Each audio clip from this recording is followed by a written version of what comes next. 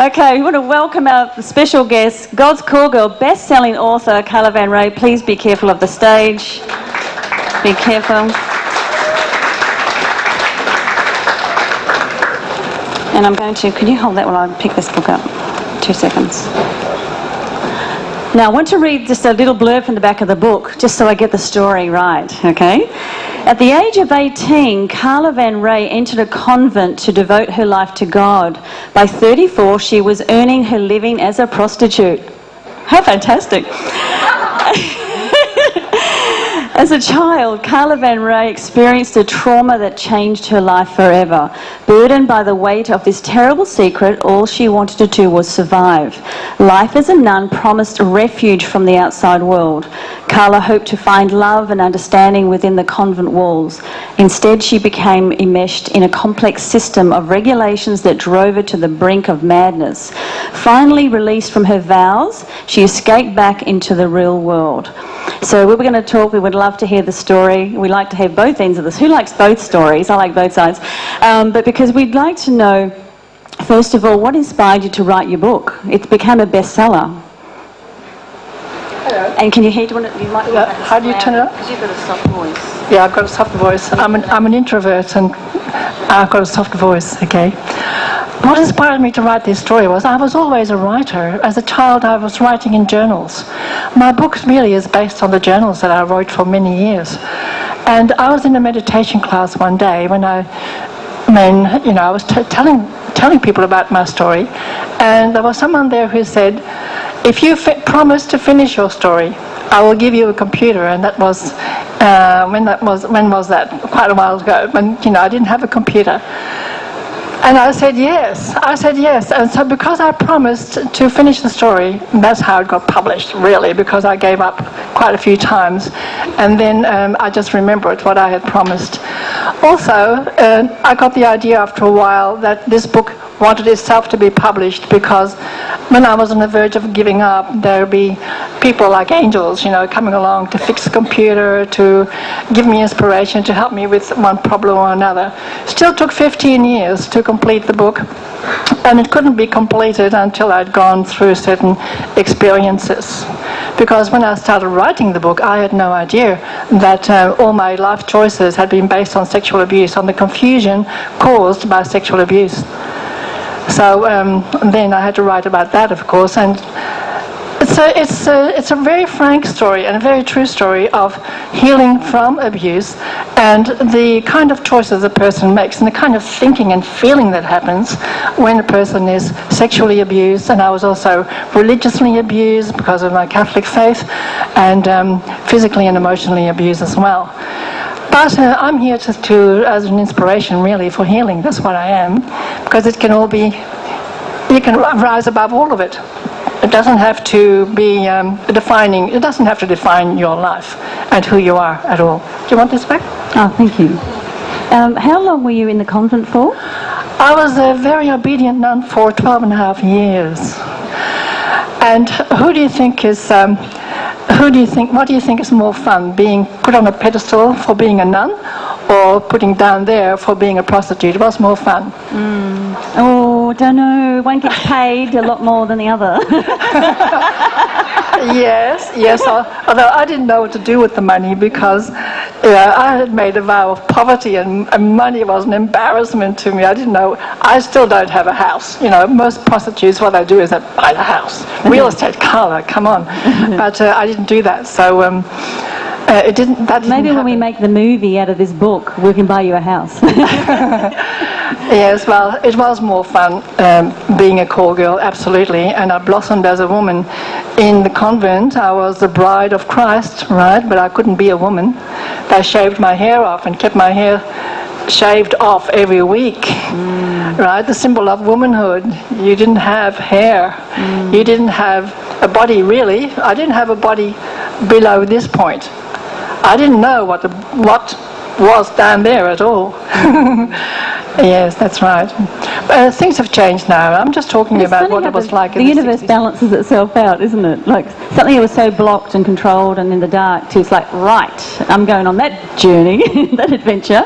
Yes. So what inspired you? When did you actually change your mindset to say, that's what I'm going to do next? What inspired that? I had been actually on holidays away from my husband. I married 18 months after coming out of the convent without knowing anything about love, sex or relationships. Like He loved me, and my mother said that's the best you can expect, right? So I believed her, but the marriage was very staid and normal, if you like, and I still love him. I still like him very much. He's still a friend of mine, and we have grandchildren, and I see him quite frequently. But we were not suited to each other. But that was obvious to everybody except us. We got married.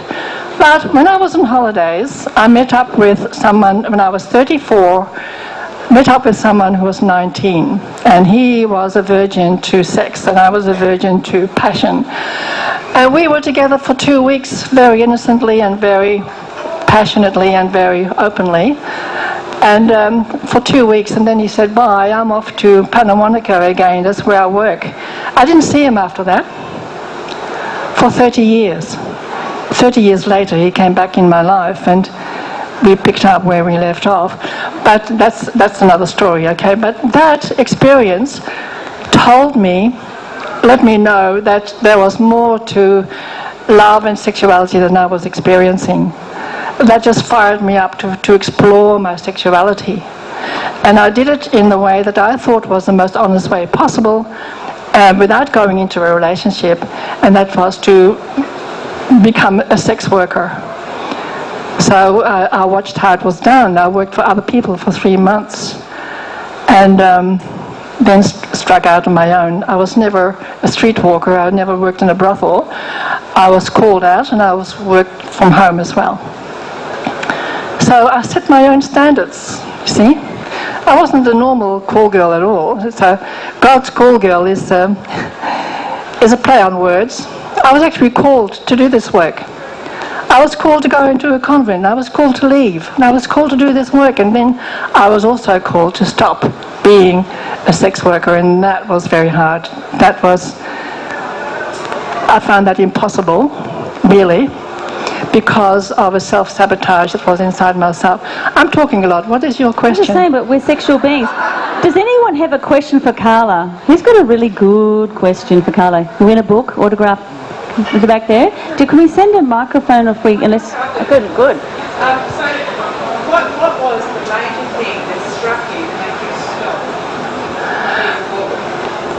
Oh, it was the hand of God, if I might say so, really. I had an awful back pain. I had a broken toe. I was in bed. A client came to get me out of bed and put me in the shower and bought my groceries for me. And then all of a sudden, yeah, he was an angel. I haven't met him since, and he was an angel. I thank him.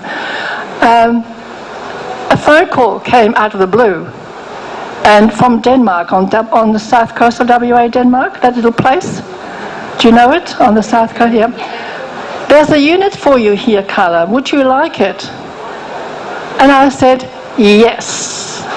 And 2 weeks later, I was in Denmark. And that's how it happened. A phone call from somewhere that gave me an option that I could say yes to, and I said yes, and I went there, and that was the end of it. But the couple of years before that time were quite miserable. If you read the story of my book, while I was enjoying myself, I attracted the right kind of people that became my friends, that were honourable kind of blokes, and it was all nice, really. It was enjoyable and good. And then it started to go down the hill when I did not enjoy myself anymore. And I attracted the different kind of people after that. That's how life happens, really. But it's incredible now, because Carla's become a very strong spiritual teacher, but you're teaching people about sexual abuse and healing. You also write about the new book. Do you want to mention the new book? Well, the new book is in revision, so I can't say too much about it, actually. Yeah. The kind of healing I do is spiritual, emotional healing, because I've discovered that if you ignore the spiritual side of yourself, then you can go far trying to change your emotions and your beliefs and your self-image and so forth. And you won't get really to do it properly, because deep inside of yourself, at the very core of your being, there is the message that I am not good enough, that will still be there. And you're only good enough if you know who you really are as a spiritual being. That is my opinion, of course, you know. That is my experience. If you know who you are as a spiritual being, then you know that you are whole already. Your spirit was never damaged for it. But we as humans, we have to deal with our damaged emotions and damaged belief systems about ourselves. Well, a lot of us believe that we're humans having a spiritual experience, and that's why we get all like ooga booga, we had a moment with the divine. But we're actually spiritual beings having a human experience, so it's not that weird when you think about it. We're all that connected. Might be a weird concept for people here, that we are spiritual beings, every one of us here. And we're sexual beings. Yeah. The way it is. Yeah, and the sexuality is confusing no end, isn't it? Does anyone have one more question for Carla? Over here. Carla, did your sexual abuse start before you became a tall girl? Ah, yes, it was as a child from the age of 3 to 12. Yeah. Yeah. At the age of 12, my family came from the Netherlands to Australia, to Melbourne. And I was born in the Netherlands, and my father became the head gardener of a convent there, the FCJs, the Faithful Companions of Jesus, you may not know them, and I became a nun in that convent. Yeah. Okay, so do we have any free gifts? What are we going to do? You got something? Well, this book's going to be given away. We've got a couple. We have 2 questions. We'll give them a free book for the people who had a question. So you can come and see us in a second. But if there's anything else anyone want to see, you can come and do a book signing. There's space in my life for 2 people who want to heal from whatever is going on in their lives that they want to heal, right? If that's you, come and talk to me, or grab a card.